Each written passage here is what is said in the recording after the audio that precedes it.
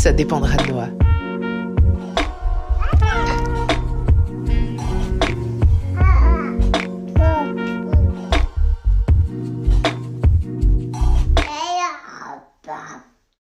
L'autre jour, j'ai entendu quelqu'un parler de motivation, parler du pourquoi. Vous savez, la raison pour laquelle on fait ce qu'on fait, le pourquoi qui se cache derrière nos actions, le pourquoi qui se cache derrière le fait d'être entrepreneur, de travailler pour soi, à son compte, de créer une activité quelle qu'elle soit. Et cette personne disait que penser que son pourquoi c'est juste vouloir aider les autres, c'est pas suffisant et c'est pas bien. Et en fait, ça devrait pas être ça le pourquoi. Alors elle disait pas que c'était pas bien, mais en gros elle disait votre pourquoi ça peut pas être juste je veux aider les gens. Parce que, disait-elle, vouloir aider les gens c'est très bien, mais quand les choses vont devenir difficiles, ça va pas être suffisant. Et en fait, je ne suis pas nécessairement d'accord avec ça. Pourquoi je ne suis pas d'accord avec ça ? Déjà parce que tout le monde est différent.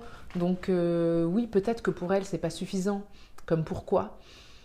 Mais peut-être que pour d'autres, ça va être suffisant comme pourquoi. Je veux dire, quand on se sent véritablement, et je vous dis bien véritablement, investi d'une mission et qu'on sent dans ses tripes, qu'on sait au fond de soi, dans son cœur, dans ses tripes, qu'on le sent dans toutes ses cellules, qu'on est fait pour aider les autres et qu'on doit mettre au service du monde, on doit se mettre au service du monde, ça peut être tout à fait un pourquoi suffisant, quel que soit le secteur d'activité, quelle que soit l'industrie. Ça peut être le cas. Ce qu'elle disait, elle, cette personne, c'était qu'il valait mieux avoir un pourquoi de l'ordre du... je sais pas, pouvoir offrir certaines choses à ses enfants, des expériences ou des cadeaux, peu importe. Enfin, avoir ce truc et un objectif très précis en fait. Pouvoir, je sais pas, s'offrir des vacances à la fin de l'année ou ce genre de choses. Et oui, j'ai envie de dire pourquoi pas. Pourquoi pas ? Ça peut être pas mal ça comme idée. D'avoir un objectif financier. Un objectif lié à l'aspect financier du business. Cependant, je peux vous dire une chose, c'est que depuis le temps que je travaille avec des solopreneurs, mais le nombre de personnes qui sont à leur compte, qui se mettent à leur compte, qui ont véritablement des deadlines financières, c'est-à-dire qui sont actuellement, qui sont à Pôle emploi, qui arrivent en fin de droit ou qui ont des deadlines financières qu'elles ne vont pas pouvoir tenir parce que leur business ne génère pas suffisamment de revenus. Mais le nombre de personnes comme ça, qui ont pourtant un objectif financier à tenir et qui pourtant,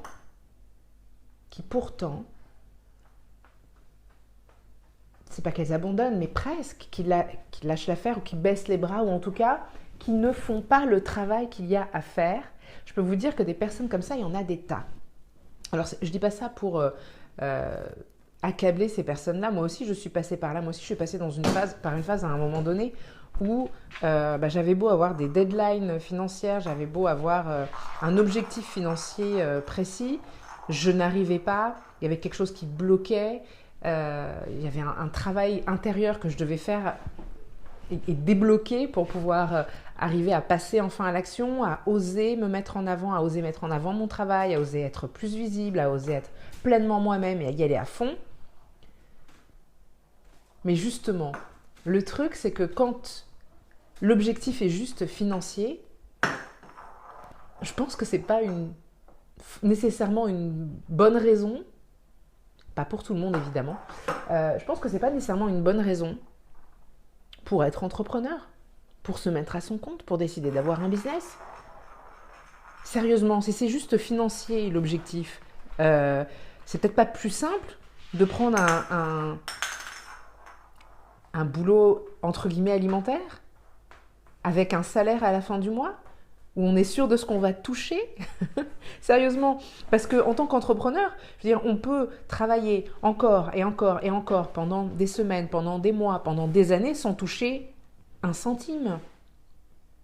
C'est-à-dire, c'est pas le moyen le plus sûr de gagner de l'argent. C'est pas du tout le moyen le plus sûr de gagner de l'argent, de se lancer dans l'entrepreneuriat. Donc si l'argent, c'est la seule motivation, il va peut-être y avoir un souci. Bien sûr, encore une fois, on est toutes et tous différents.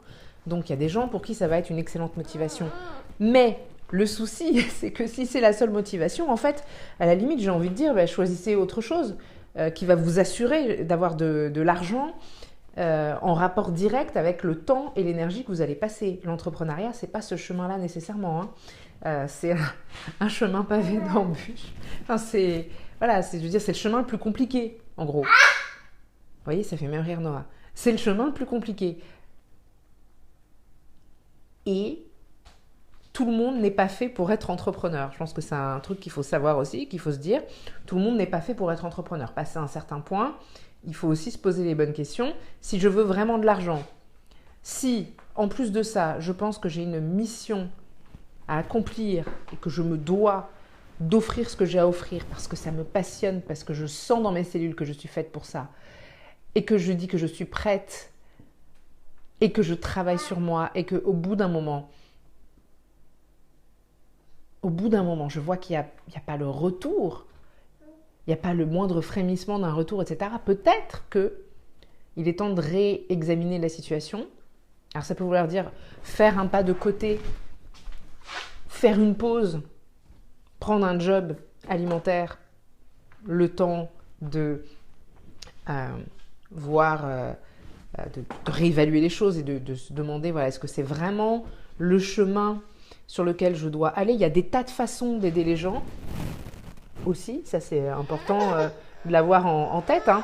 Il y a des tas de façons de gagner de l'argent avec certitude et des façons bien plus sûres que l'entrepreneuriat, bien plus prévisibles que l'entrepreneuriat. Mais de la même façon, il y a des tas de façons d'aider les gens.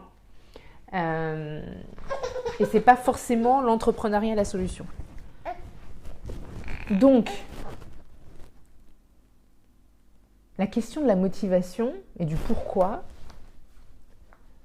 je pense que c'est pas juste un chemin, c'est pas juste une voie, c'est pas juste une motivation financière qu'on devrait avoir, c'est pas juste une motivation de type mission qu'on devrait avoir, je pense que c'est une espèce de puzzle. Ouais. Il y a tellement de facettes en fait. Tellement de facettes à ce pourquoi. Tellement de facettes. Et la vraie question, c'est quel est le pourquoi qui va faire que toi, là qui m'écoutes, tu vas agir tous les jours, tu vas agir avec constance et régularité et quand tu vas te retrouver face à un obstacle, qu'est-ce qui va faire que tu ne vas pas baisser les bras? Qu'est-ce qui va faire que tu vas y aller quand même? Qu'est-ce qui va faire que même si tu as peur, tu vas agir? Tu vas lancer le projet que tu voulais lancer. Tu vas communiquer avec force et conviction. Tu vas y aller encore et encore. C'est ça en fait la clé du vrai pourquoi. Trouver son vrai pourquoi, c'est ça en fait. C'est ça les paramètres à prendre en compte. Il n'y a pas un seul chemin, comme dans tant de domaines, dans tant de situations. Il n'y a pas un seul chemin. Mais vraiment, c'est tous ces paramètres-là. Qu'est-ce qui, toi, va faire que quand ça va être très dur, quand tu n'auras pas un rond qui va rentrer, quand tu vas, je ne sais pas, perdre des clients, quand tu vas, je ne sais pas moi, être victime de plagiat, quand tes publications sur les réseaux sociaux ne vont pas intéresser les gens, quand tu vas faire un lancement qui va échouer, qu'est-ce qui va faire que tu vas te relever et continuer encore et encore et encore et encore? C'est ça ta motivation, c'est ce truc-là. Pars de là et demande-toi, quand tu te dis, voilà, j'ai trouvé mon pourquoi, demande-toi, est-ce que ce pourquoi-là, c'est le truc qui va faire que je vais me relever systématiquement? Et sois vraiment honnête avec toi-même. Hein. Parce que des fois, on pense que c'est ça. On pense que notre motivation, c'est notre famille, c'est vouloir offrir quelque chose à notre famille, ou c'est le monde et vouloir contribuer au monde, etc. Et en fait, quand on est vraiment face à une situation complexe, eh ben, en fait, on se rend compte que c'est pas suffisant. Et c'est pas un mal. Et peut-être que c'est pas suffisant parce que tu n'es pas encore à ce stade de ta vie et de ta vie d'entrepreneur, ou peut-être que c'est pas encore suffisant parce que tu as besoin de travailler sur certaines choses, ou peut-être que juste c'est pas suffisant parce que tu n'es pas faite pour être entrepreneur, et ce n'est pas grave, ok? Il y a d'autres chemins qui sont tout aussi intéressants, qui sont pleins de valeur et qui vont te permettre d'apporter de la valeur aussi. Il n'y a pas que l'entrepreneuriat pour ça. Donc surtout, pas de... c'est vraiment s'il y a un truc sur lequel il faut laisser son ego de côté, c'est ça aussi. Hein, c'est dans se poser cette vraie bonne question. Niveau 2. Apprenons quelque chose de nouveau. Voilà, vous entendez, je pense que c'est le moment où je vais vous laisser, parce que j'ai un invité surprise qui est venu nous rejoindre avec Noah. Et je crois que c'est le moment où ça risque de devenir très insupportable pour tout le monde. C'est donc le signal. Je vous laisse méditer là-dessus. Et je serais curieuse de connaître votre perspective à ce propos. Je partage mes réflexions et c'est ce que je pense moi personnellement. Ça ne veut pas dire que c'est la parole divine, ok? Donc, ça m'intéresserait évidemment de savoir ce que vous pensez à ce propos. N'hésitez pas à m'envoyer un DM sur Instagram ou à partager directement sur Instagram dans votre story, dans votre flux ou sur Facebook, et taguez-moi pour que je puisse vous rejoindre dans cette conversation et continuer d'échanger à ce propos. Je vous dis à très bientôt.